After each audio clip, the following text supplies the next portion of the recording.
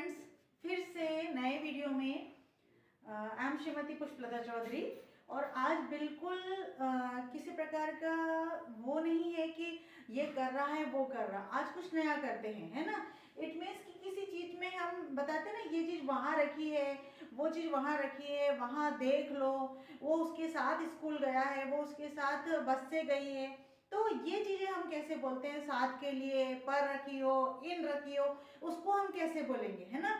तो इनको वैसे तो इंग्लिश ग्रामर में प्रपोजिशन कहते हैं, बट अभी प्रपोजिशन की आपको आवश्यकता नहीं, आपको सिर्फ ये समझना है कि ऑन मीन्स चीजें कहाँ रखी है। तो कहाँ रखते हैं, कभी हम किसी चीज पर रखते हैं, किसी के अंदर रखते हैं, ठीक है ना, किसी के बाजू में रख देते हैं, ऐसे तो रखते, आगे रख देते हैं, पीछे रख देते हैं।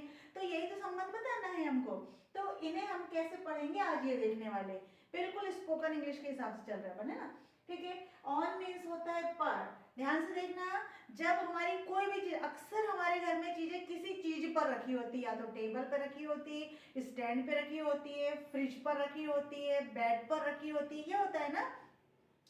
तो जहां पे भी इस तरह का संबंध दिखता है, ये देखो पर का, यानी ये एक सरफेस है और यहाँ से टच रहता है ये, तो यहाँ पे जब कोई चीज रखी तो हम उसको बोलेंगे ऑन। अभी एग्जाम्पल के थ्रू समझते हैं, है ना। लेकिन इस तरह से अगर कोई चीज लटक रही है तो नहीं, फैन है तो उसको ऑन नहीं कहना है। अब इसके साथ भी धीरे चलेंगे। पहले अपन कहा जो सरफेस से लगी हो, पलंग पर रखी हो, फ्रिज पर रखी हो, टेबल पे रखी हो, चेयर पे रखी हो, वहां पर हम ऑन का इस्तेमाल करें। अलमीरा पर रखा हो तो हम दीवार पर रखिए, क्योंकि दीवार पे भी देखो सरफेस है, ये एक सरफेस है। यहाँ पे अगर मैं कोई क्लॉक टांगती तो ये भी तो सरफेस है, यहाँ पे यदि मैं कोई पिक्चर लगा देती तो ये भी तो सरफेस है। तो जब सरफेस से टच करती हुई कोई चीज है तो वहां पे अपन ऑन लगाएंगे, ठीक है। चले आगे, चले एग्जांपल देखते हैं। ऑन मीन्स पर, सतह पर। द पेन इज, ये पेन सपोज मैंने टेबल पर रख दिया, है ना, ये टेबल पर रख दिया तो ये सतह हो गई, सरफेस हो गई।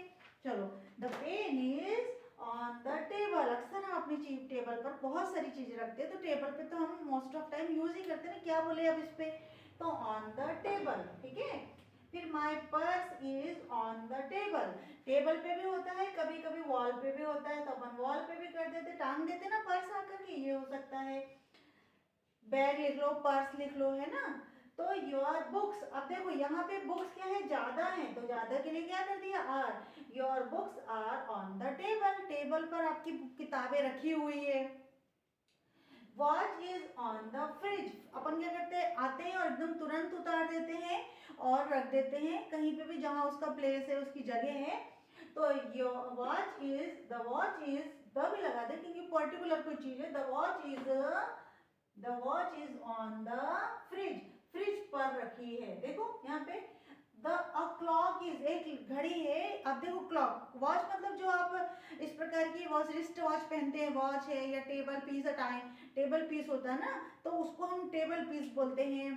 लेकिन जब घड़ी को हम टांगते हैं वॉल पर, वॉल पे टांगने वाली, तो उसको हम क्लॉक कहते हैं ना। तो a clock is on the wall, clock अगर यहाँ पे लगी है तो उसको बोलेंगे on the wall. The picture is on the wall, अब पिक्चर पे भी तो अपन ऑन सरफेस पे स्टिक करते हैं ना, तो उसे भी हम बोलेंगे the picture is on the wall. तो है ना ऑन का कितना बढ़िया मजेदार यूज, ठीक है। अब ये सतह पे था, लेकिन अब ये भी तो होता है कि मैडम फैन को कैसे बोलेंगे, फैन भी तो ऊपर है, काइट भी तो ऊपर उड़ रही है, तो वहां पे हमें ऑन नहीं लगाना है, वहां पे हमारी सरफेस नहीं है, किसी सतह से टकराया नहीं है, जुड़ नहीं रहा है वो ना, तो हमारे सिर के ऊपर है, तो हम इसको बोलेंगे the fan is over my head, मेरे हेड पे है ना, देखो मैं यहाँ से टच नहीं हो रहा है ना। काइट भी तो क्या करेगी, kite is flying over the sky, sky में उड़ रही है ना, स्काई में उड़ रही है, ऐसा। इट मीन्स देखो ये सरफेस नहीं है, सपोज ये आपकी रूफ है और यहाँ पे लटका हुआ फैन, ठीक है ना, तो ये लटका हुआ, तो यहाँ पे आप कहीं खड़े हैं तो आपका ओवरहेड हो जाएगा। अब आपकी बर्ड्स क्या है, उड़ रही है, या आपकी काइट यहाँ पे उड़ रही है ना, तो यहाँ से कोई सरफेस टच में है क्या, नहीं है ना, तो ये तो ओवर हो जाएगा। ओवर द स्काई, स्काई में ऊपर उड़ रही है, ओवर द स्काई, स्काई में उड़ रही है ना। एक तरह से अपन यहाँ पे बोलेंगे आई एम ओवर हियर, ये भी एक अच्छा बोलने में आता है, I am over here, you are over there, तुम वहां पर हो। पर का सेंस आया ना वहां पे भी, तो अपन वहां पे ओवर ला सकते हैं। देखेंगे the fan is over my head, मेरे सिर पर है।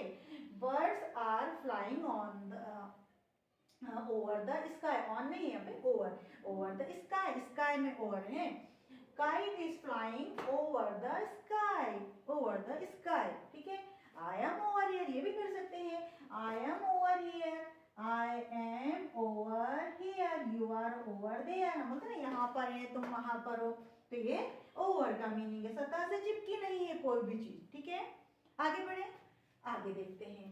अब ये मैं पहले तो मैं लिख दी हूँ सबको। इन मीन्स होता है में, अंडर मीन्स होता है नीचे, अंडरनीथ होता है नीचे, फिर विद मतलब होता है के साथ या से, यूज करते जाएंगे तो पता चल जाएगा। बाय होता है किसी वाहन से, है ना। नेक्स्ट टू होता है बाजू में। अब अपन पढ़ने वाले हैं इन। इन का मतलब होता है, देखो इसमें पेन में शाही है ना, तो ink is in the pen, ink है in the pen. It has, वो तो मैं पढ़ा चुकी हूँ ना, इट हैज ब्लू इंक, इसके अंदर ब्लू इंक है। जहाँ पे हैज में मे का सेंस भी आता है वहां पे भी यूज करते, बट अभी हम बात कर रहे हैं इन के लिए। इन मीन्स होता है में, जहाँ पे भी कोई एनक्लोज एरिया होता है वहां अंदर कोई चीज रखी हुई होती है जिसका मीनिंग ही निकल रहा है कि अंदर में, अंदर में। इन अलमीरा, अलमीरा में। इन बॉक्स, बॉक्स में। इन द ड्रॉर, ड्रॉज में, ठीक है ना। इन माई पर्स, मेरे पर्स में। इन कंपास बॉक्स, कंपास बॉक्स में। इन द पेन, पेन में। तो जब मे का सेंस आता है वहां पे हम लगाएंगे आई एम इन, ठीक है ना। चलो ये देखो यहाँ पे बॉल रखी हुई है, ये एक बॉल है, ball is in the pot, या तो पॉट बना लो या इसको बकेट बना लो या पर्स बना लो, कुछ भी बना लो, ठीक है ना। अब यहाँ पे पानी पे देखो वाटर या कुछ भी लिक्विड थिंग यहाँ पे भरी हुई है मटके में, ठीक है ना। तो the ball is in the box, ball is in the box. अब अपन ने पर्स बना दिया तो यहाँ पे अपन क्या करेंगे, पर्स कर देंगे, ठीक है ना। इन द पर्स, कवर्ड एरिया में है ना। Water is in the pot, pot में है, वाटर कहाँ पे है, पॉट में है, बर्तन के अंदर है। देखो इसको अपन कवर कर सकते हैं, अंदर रहता है। अब यहाँ पे मैं कुछ पेबल्स डाल दे रही हूँ, ये पेबल्स डाल दे तो क्या होगा, pebbles is in the pot, pebbles कहाँ पर है, पॉट में है। I am in the, I am in the room, मैं रूम में हूँ, मैं कहाँ पर हूँ, रूम में है। पॉट में मैं नहीं आ सकती हूँ ना, तो आई am in the room. Room कैसा एरिया होता है, एनक्लोज्ड एरिया होता है। प्लेग्राउंड कैसा होता है, बेशक अपना प्लेग्राउंड नहीं होता, लेकिन बोलते हैं ना you are in the playground, तो वो नहीं बोलना ऑन द प्लेग्राउंड या एट द प्लेग्राउंड बोल दो, ठीक है। लेकिन अभी आप क्या है, रूम में हो, है ना।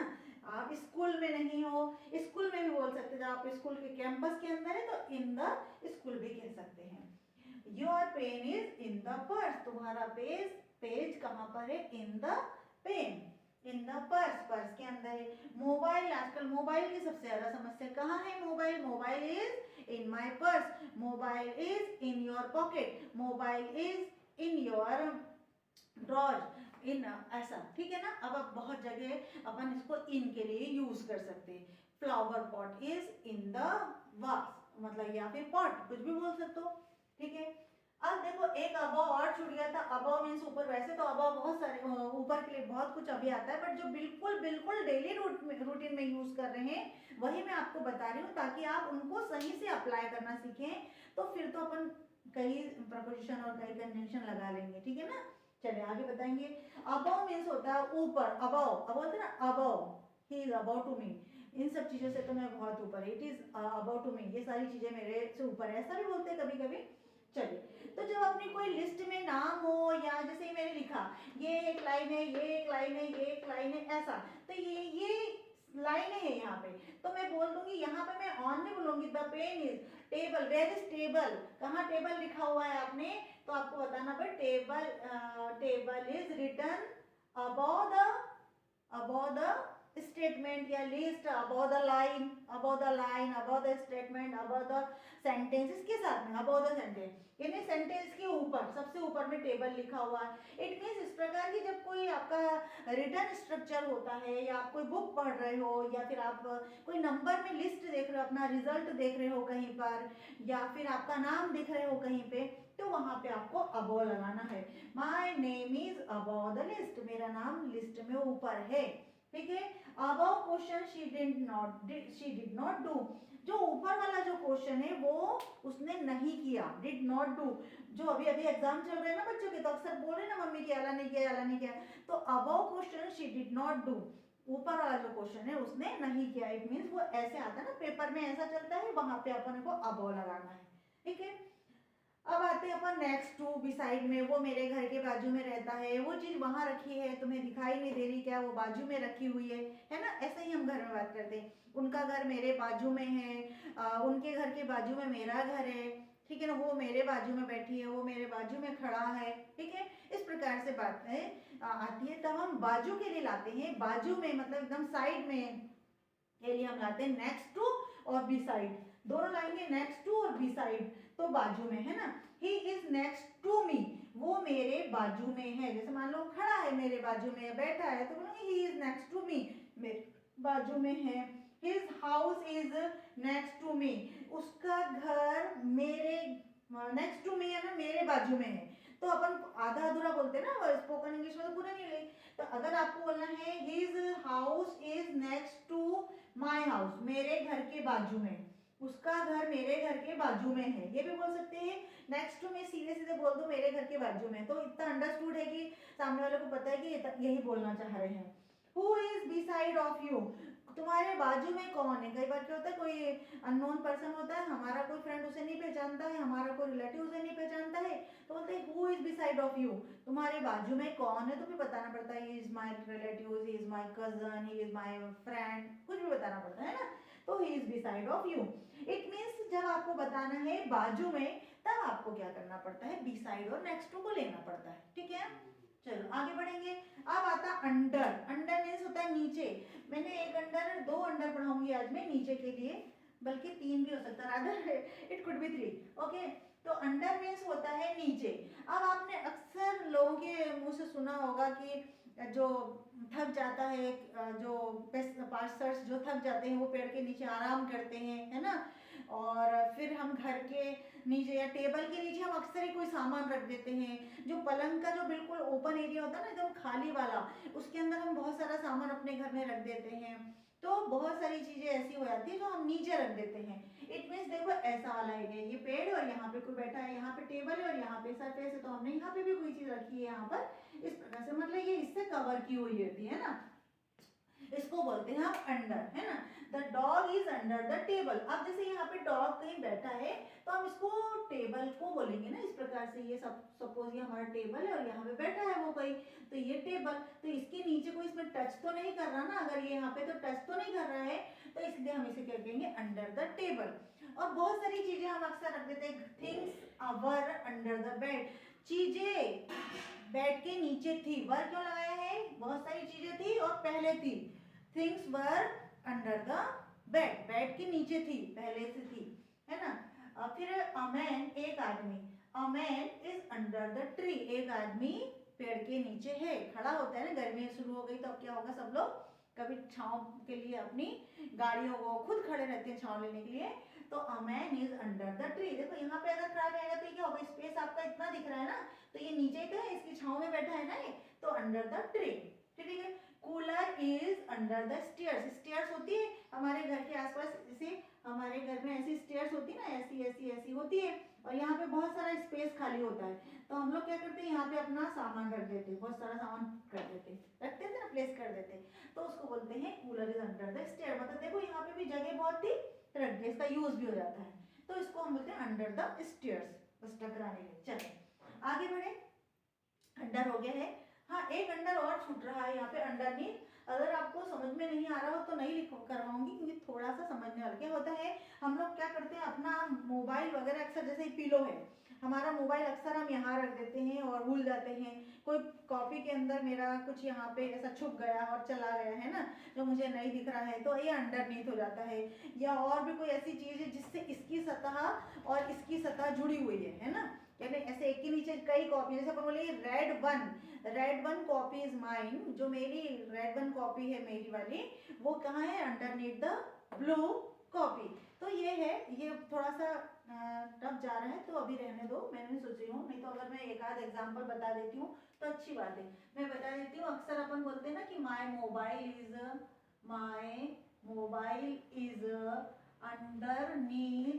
अंडरनीथ द पिलो, पिलो के नीचे है ना, ये बोलेंगे।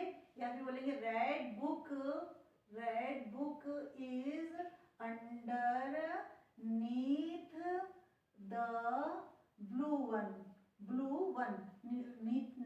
लाल वाले नीचे नीले वाले के नीचे लाल वाली रेड बुक है अंडरनीथ किसके, ब्लू वन के नीचे, यानी ब्लू वन इसलिए लगा दिए कि नीले वाले के नीचे, नीले वाली जो पुस्तक है उसके नीचे रखी हुई है ना। तो उसको जितना जितना अपन आप पढ़ते जाएंगे उतना खंगालना शुरू कर देते हैं और पढ़ना शुरू कर देते हैं। अभी धीरे धीरे चल रहे हैं, चलते रहिए, है ना।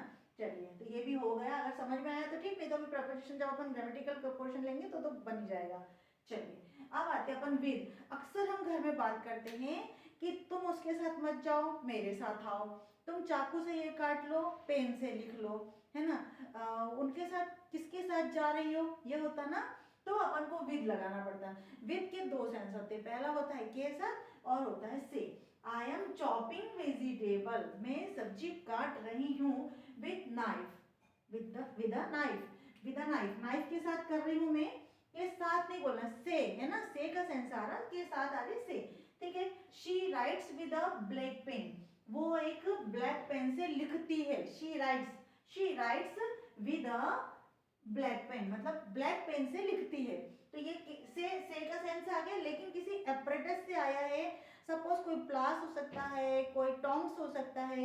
इस चपाती, she bake chapatis, she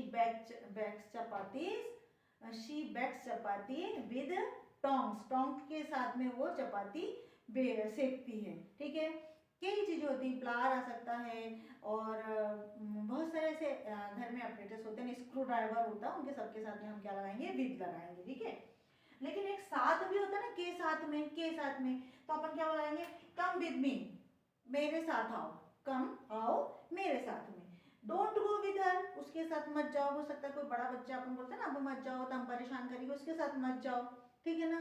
I am coming with my parents, मैं आ रही हूँ विद माई पेरेंट्स, ठीक है ना। She came with her parents, वो उसके पेरेंट्स के साथ आई। शी वेंट टू स्कूल, वो स्कूल गई विद हर ब्रदर, उसके भाई के साथ गई, ठीक है। तो उसके साथ का मतलब के लिए आपको विद लगाना पड़ता है।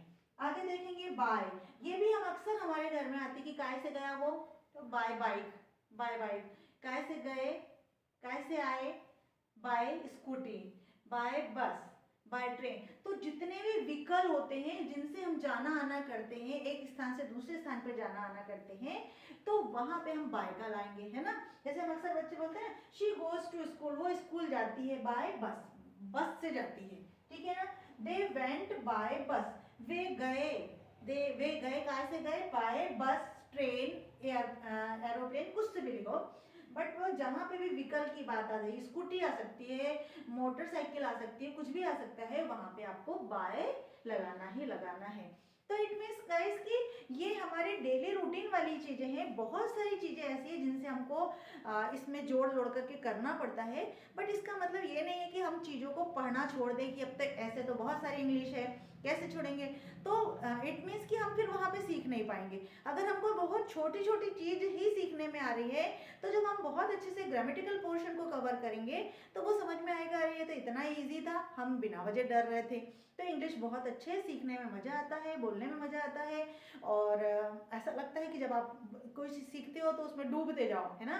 मैं बार बार समझाती हूँ, ये एक महासागर होता है, इसके अंदर धीरे धीरे धीरे धीरे डुबकी मारो, और जो डुबकी लगाता है वो एक तो पता लगता है इसमें कितने हीरे हैं, है ना। तो सीखो और keep on practising, learn English and speak English as well. Thank you for watching me.